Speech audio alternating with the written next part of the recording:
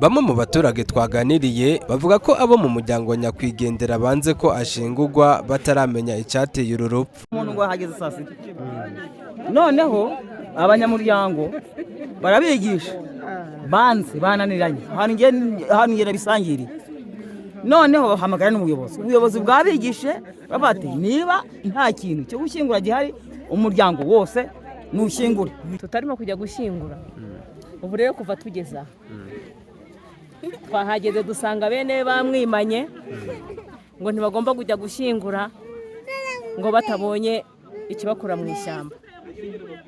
Abayobozi bahageze na gitifu ubwo arahageze arabaza ati ese mufite kihe kibazo gituma mudashyingura umuntu hanyuma ubutaka muzakurikirane nyuma mu buburane ariko umuntu mumukuye hano ngo hoya ngo ubu twahamagaje imodoka igiye kumujyana muri morgue ibyuma ariko umuntu ashyingurwe ave ku isi uko ayivuyemo. Ibyo bintu birashoboka kugira ngo ikintu niyo cyabura kivuga ngo giye guhabwa uwidi bushyingure kibuza ntabwo umuntu yashyingura. Ubuyobozi bwavuze ngo gitifu araje arabigisha ati uwahaguze mukurikire amenyekane hanyuma mukurikire ubutaka bwanyu ariko bwagenga muri gacaca kandi igihe niko byari bimeze yaragurishaga nyine. Mu by'ukuri uko mbitekereza twebwe twagiye tubona nko mu saa sita saa saba umurambo uri hano nyine baguma kubisiganaho ngo umurambo nta mushyingurwa. Twebwe rero ntabwo tuzi icyamwishe nta nubwo ari no mu mudugudu wacu ahubwo twebwe ikibazo tugize ni uko badutwereye umurambo tutazi aho kuri muri make rero njye numva uriya mama avuze ngo ubundi yagurishije umurima ari muri gacaca njye ndumva umuryango waterana ugashyingura nk'uko bisanzwe natwe twabafasha. Buri wese gacaca yaragurishaga rwose byari bikomeye.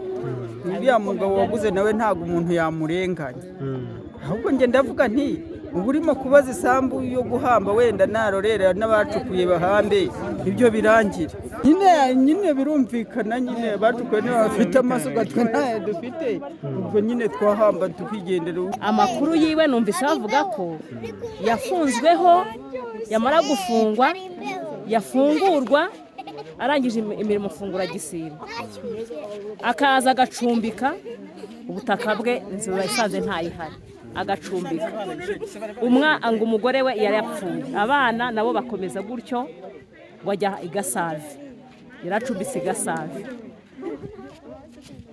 noneho rero ngo baza kubabwira ko ngo umuntu yapfuye. Hari abashe kwitanga bafata imodoka zabo bajya kuzana umurambo bawugeza ahangaba ngo ko bashyingura. Gerageza nubwo aza kubabwira ntese ubwo umurambo wa ruje umuryango nushyingura bose uko bangana ubundi mwitahire kugira ngo twari tuje kubafasha kugira ngo tubafashe umurambo bawushyingure ariko umubyeyi ava hanga ku muhanda yiriwe kuva mu masaa 5 kugeza magingo aya urabona ko bibabaje. N'abayobozi bahageze babuze icyo bakora kubera ababenewe banze gutanga umurambo. Tifu yababwiye ati noneho impamvu mutare kwemera kugira ngo umurambo uvanga ushyingurwe niziye gitifu w'akagari noneho bakavuga bati twebwe imbogamizi dufite yari afite ubutaka ubwo butaka bakavuga ngo ni umuntu wari uburagiye noneho uwo muntu ngo nyuma aza kuvuga ngo bawugurishije ngo muri gacaca yishyura gacaca ngo bamubwiye ngo ajye kuzana ibyangombwa ngo agenda agiye ntiyagaruka. Gitifu atumva ubutaka ntaho bwenda kujya ni mu gushyingura umurambo noneho nyuma muzakurikirane ubutaka bwanyu muburane natwe abayobozi icyo tubereyeho tuzabafasha ariko banze kubyumva. Mu gihe hategurwa umuhango wo kumushingura Uwizeyimana Mubyarirehe avuga ko Kayumba yaramubereye inarume yagaragaje ko adashigikiye ko ishingurwa rikorwa hataraboneka ibisobanuro ku cyateye urupfu rwa nyakwigendera ndetse n'uwasigaranye umutungo.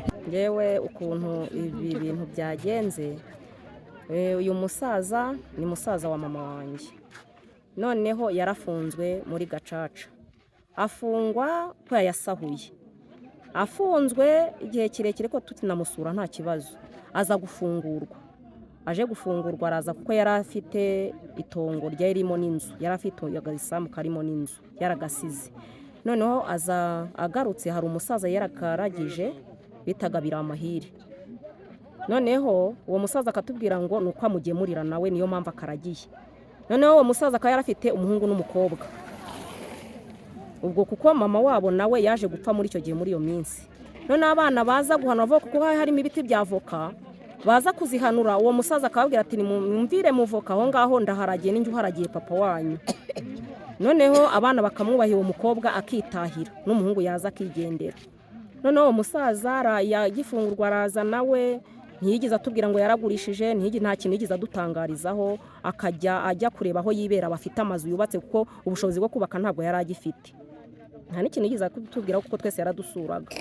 Noneho ngiye naranabimubajije se ko bavuga ko wagurishije asambu wayigurisha ufite abana, ati ngiye ntabwo nagurisha isambu yanjye, byo tunari ntice mbizi. Noneho uwo musaza rero hari undi mukire bita Nzabarinda yaramuhaye ahantu yibera, aba yibereye aho hantu no twe tuzi ko yaragabwa ari.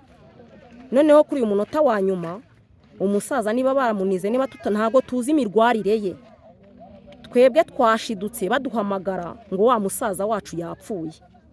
Twibaza na buryo ki yapfuye, tuza no kwibaza uwo musaza aravuga ngo gusa nuko mbabwiye ko yapfuye mugomba kuza kumushyingura. Noneho ngewe Nzabarinda kirangiza kumuhamagara ari ninjoro ndamubwira Nzabarinda ntabwo tugomba kwibaza ukuntu uwo musaza yapfuye mutaratubwiye ko yarwaye, ntabwo ibyo bintu bishoboka.